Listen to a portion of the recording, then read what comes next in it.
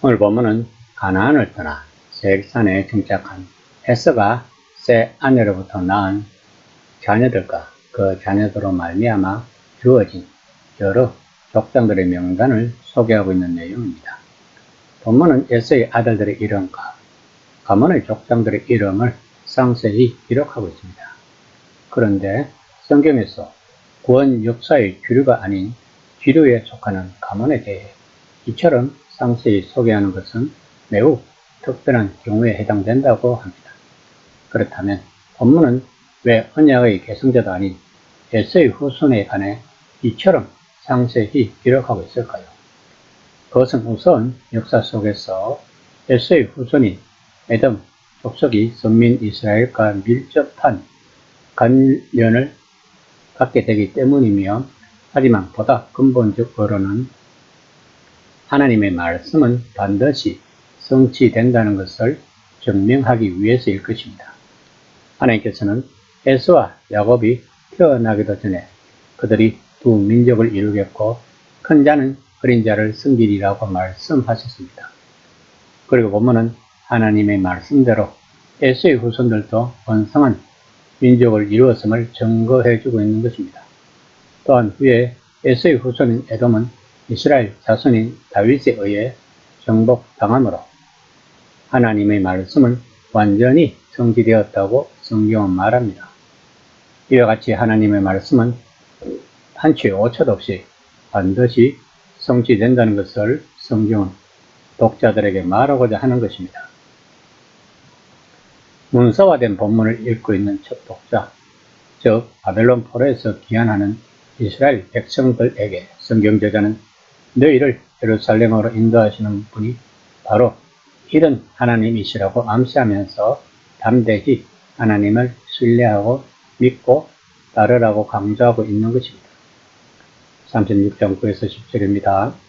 세일산에 있는 에돔 족속의 족장 에서의 족보는 이러하고 그 자손의 이름은 이러하니라. 에서의 아내 아다의 아들은 엘리바스요 에서의 아내 바스맛의 아들은 누엘이며. 성경에서 족보는 역사의 우연 기록이 아니라 하나님의 기억과 주권의 표지입니다. 하나님은 언약 계보를 보존하시되 주변 민족들의 흥망도 섭리 속에 있다는 것을 성경은 암시하고 있는 것입니다. 즉 언약의 선택과 일반 섭리의 공존을 성경은 말하고 있는 것입니다. 다시 말하면 특별 은총과 일반 은총으로 대변되는 것입니다. 그러므로 번영은 곧 언약의 표지가 아니라는 것입니다. 에서는 가나안을 떠나 세일에 정착합니다. 땅은 단지 경제권이 아니라 예배와 언약의 자리인 것입니다. 교주는 곧 예배 방식을 규정합니다. 세일에서는 많은 이방신을 섬기는 우상 숭배의 예배 방식이 있었을 것입니다. 또한 가나안의 헷 족속과 히위 족속의 에서의 아내들과 그 자손은 에돔의 신앙 문화와 정체성을 형성했을 것입니다. 그것은 하나님이 아닌 우상 숭배의 정체성일 것입니다. 이처럼 이방인과의 혼인은 가정은 물론 민족사와 구속사까지 영향을 미친다는 것을 성경은 말하고 있습니다. 한편 본장에서 에서의 행적뿐 아니라 하나님의 언약에서 제외된 에서 아들의 명단과 그 손자들 명단까지 기록하고 있는 이유는 본서의 제1차 독자를 할 수 있는 출애굽한 이스라엘 백성들이 이들로부터 비롯된 에돔의 각 족속들을 잘 알고 있었으며 이들로부터 괴로움을 받고 있었기 때문일 것입니다. 즉 자신들을 괴롭히는 족속들이 하나님의 언약 가문에서 제외된 에서의 후손임을 밝히기 위해 이 의견을 상세히 밝히고 있는 것입니다. 11에서 14절까지는 에서의 손자들, 즉 엘리바스와 르웰의 자손들의 족보입니다. 한편 이와 같이 에돔족의 구체적 족보 기록은 짧게는 아브라함으로부터 요셉에 이르기까지의 네 족장들의 행적이, 그리고 길게는 모세오경 전체의 역사적 진실성을 보여주기도 합니다. 즉 성경 본문의 기록들이 그야말로 지어낸 이야기, 가상, 즉 허구가 아니라 실제로 우리와 같은 성경을 가지고 이 땅에서 살아갔던 인물들의 이야기라는 사실을 보여주고자 하는 것입니다. 물론 성경책을 역사책으로 보고 접근하면 안 됩니다. 그렇다고 설화로 접근해도 안 되는 것입니다. 궁극적으로 성경은 역사적 진실에 근거하여 약속하고 있는 우리들의 구원에 대한 하나님의 역사하심으로 접근해야 하는 것입니다.